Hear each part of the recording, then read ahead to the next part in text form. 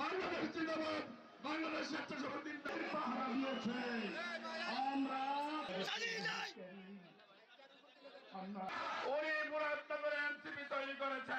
আর যদি কয়েকদিন আওয়ামী লীগ সরকার ক্ষমতায় থাকতো, আপনাকে অনেকের মতো জেলখানার স্বাদ গ্রহণ করতে হতো।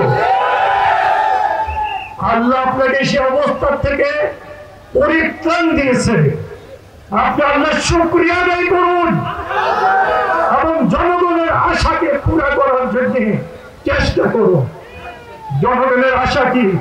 জনগণের একটাই আশা, নির্বাচন। আপনাদের আশা কি? আর তুলেন তো কারা কারা চান? নির্বাচন। আপনার কি সংস্কার হলে পরে দুবেলা ভাত খেতে পারবেন? আপনার কি সংস্কার হলে পরে কি কৃষিকাজ ঠিক মতো করতে পারবেন? আপনার কি চাকরি পাবেন? বড় লোকের উপকার হবে। এছাড়া সংস্কারের মাধ্যমে বড় লোকদের উপকার হবে, গরিবের কোনো উপকার হবে না। গরিবের উপকারের জন্য কোন সংস্কার ভোট করা হয়েছে? কিভাবে কৃষকদের ভাগ্য পরিবর্তন করা যায়, কিভাবে শ্রমিকদের ভাগ্য পরিবর্তন করা যায়, কিভাবে অসহায় মানুষের ভাগ্য পরিবর্তন করা যায়, কিভাবে যারা দুপুর ভাত খেতে পারে না তাদের ভাগ্যের পরিবর্তন করা যায়, এই জন্য কি সংস্কার ভোট করা হয়েছে?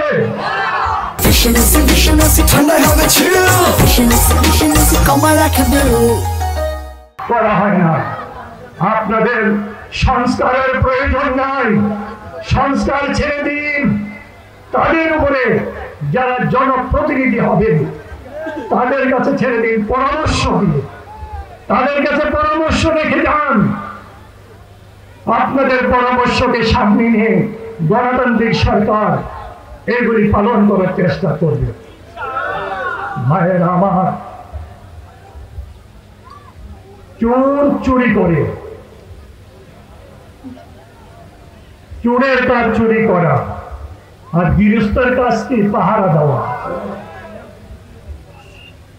যেমনি ভাবে বাংলাদেশের জনগণ একত্রিত হয়ে আন্দোলন করেছিল, সেই আন্দোলনের ফসলকে ইউরোপিয়ান ইউনিয়ন, আমেরিকা, সারা পৃথিবী স্বাগত জানাইছে, অ্যাকসেপ্ট করে নিয়েছে।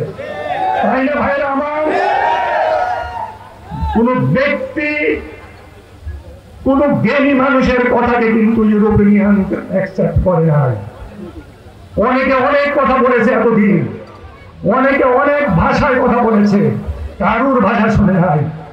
যখন ইউরোপীয় ইউনিয়ন দেখলো, জাতীয় সংঘ দেখলো, আমেরিকা দেখলো, বাংলাদেশের নারীরা, যুবকেরা, ছাত্ররা এবং কৃষক, শ্রমিক, মেহনত মানুষেরা একত্র মিলে ঢাকা শহরে সারা দেশে জেনে পড়েছে, তখন সবাই এক সুরে তাদেরকে সমর্থন দিয়ে চিৎকার করে বলে উঠলো, আমরা তোমাদের সাথে আছি, এই স্বৈরাচারের বিচার হবে, তাদের বিচার করতে হবে। এর আগে কিন্তু কেউ কোনোদিন বলে নাই এই স্বৈরাচারের বিচার করতে হবে।